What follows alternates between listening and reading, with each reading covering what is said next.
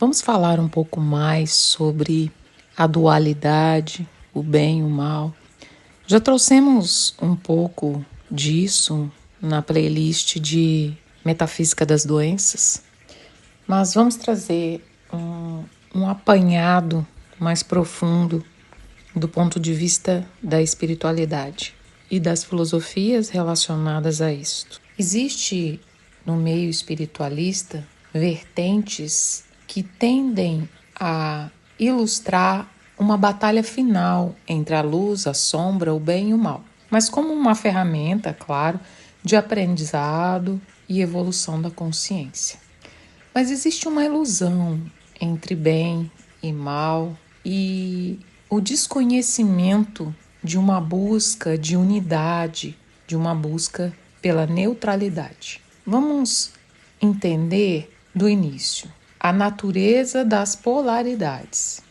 Bom, na nossa vida física, no plano denso, físico, a polaridade ela é vista como a base da manifestação. Por exemplo, não pode haver eletricidade sem ter polo positivo e negativo.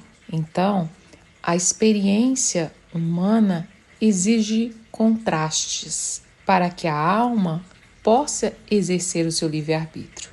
Desse ponto de vista, observamos que não há um conceito em que bem e mal vão ser uma oposição destrutiva, que vão estar em luta constante, em um atacando o outro para ver quem é o melhor, quem se sobrepõe. Não existe isso.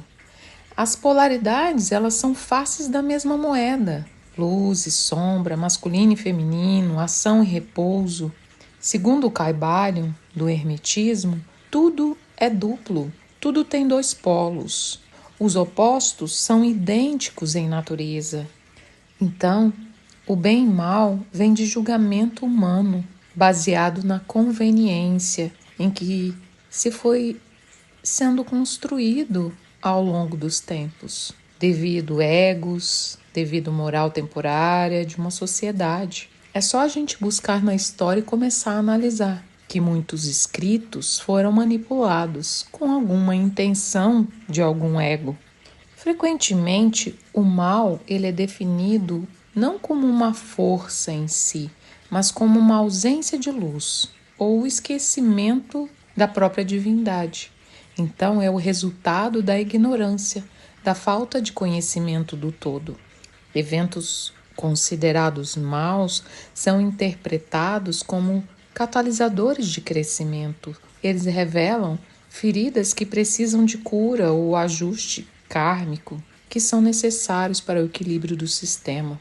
Reparem que quando algo ruim acontece, esse ruim é de todo positivo, pois te impulsiona um movimento para sair de um padrão estagnado. Então tem de se pensar, tem de se parar e pensar, tem de se parar e pensar de todo o mal que aconteceu em sua vida e o que te impulsionou e para onde te levou. Isso foi de todo mal? O objetivo é chegar a uma neutralidade e não no mal ou no bem e não na luz ou na sombra. A neutralidade não significa indiferença, mas sim a capacidade de observar o movimento das polaridades sem ser dominado emocionalmente por elas. É o estado de consciência onde se reconhece que o mundo exterior é um espelho. Em vez de reagir, que é polarizar, quando a gente reage, a gente está polarizado, a pessoa ela vai integrar as lições de ambos os lados. Então, se você vê uma coisa errada e começa a reagir àquilo, a julgar aquilo, você está tomando um lado e você não está integrando conhecimento. Porque se você toma um lado, você não vai ver o outro. Você não vai chegar num estado de observador, de neutro, de ponto zero, de vazio, do caminho do meio. Esse estado é um estado de alinhamento, onde o indivíduo não nega sua sombra, mas ilumina, retirando dela a carga emocional negativa. Então, a unidade ou o retorno ao todo, ou a neutralidade, é o estágio onde a dualidade se dissolve. É a compreensão de que a separação é uma ilusão necessária para o jogo da vida. Se tudo é um, se tudo é o todo, a percepção de que eu sou o outro, se tudo provém de uma única fonte ou centelha divina, o agressor e a vítima, o certo e o errado, fazem parte de um mesmo organismo em busca de autorreconhecimento. Então, o objetivo final não é vencer o mal, mas integrar as polaridades em uma síntese superior, retornando ao estado de unidade original. O segredo está em escolher um lado, mas em sentar-se no centro do balanço enquanto ele se move. O bem e o mal sempre será relativo à experiência individual de cada um. O que é bom para mim pode não ser bom para você. O que é ruim para mim pode não ser ruim para você. Então sempre será relativo. Então repensemos os nossos conceitos, repensemos os nossos julgamentos, repensemos nossas crenças e vamos priorizar o nosso autoconhecimento do ponto de vista de observador. É importante trazer um exemplo prático que é sobre as religiões. As religiões reprimem nosso lado sombra. Nem todas, é claro, mas muitas crenças trazem essa repressão. A repressão das sombras pelas religiões tradicionais é um fenômeno que ocorre em grande parte devido a uma interpretação literal e moralista da dualidade. Em vez de ver o ser humano como um sistema que precisa de integração, muitas estruturas religiosas operam na lógica da exclusão. Eles estabelecem um padrão de perfeição ou santidade, e tudo que não se encaixar nesse padrão, como raiva, sexualidade, egoísmo, dúvida, medo, é rotulado como pecado, como tentação ou uma influência externa maligna. E aí se dá um mecanismo de negação. Ao ensinar que certos impulsos devem ser extirpados ou vencidos, a religião força o indivíduo a empurrar esses aspectos para o inconsciente, ou seja, para debaixo do tapete. E aí o fiel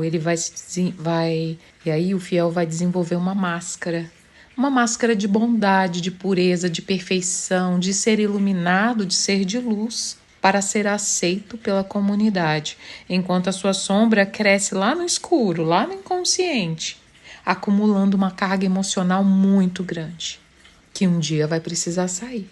E aí o indivíduo ele vai acabar se projetando. Como ele não pode admitir que ele possui impulsos negativos, ele vai começar a enxergar nos outros. Então ele vai começar a julgar. Vai começar a julgar tudo e a todos.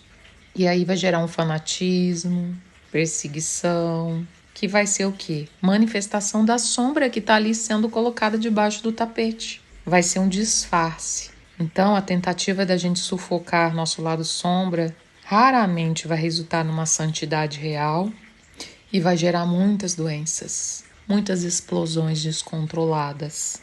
E o indivíduo vai se fragmentar psiquicamente, vai estar em guerra constante consigo mesmo e vai gerar ansiedade, culpa.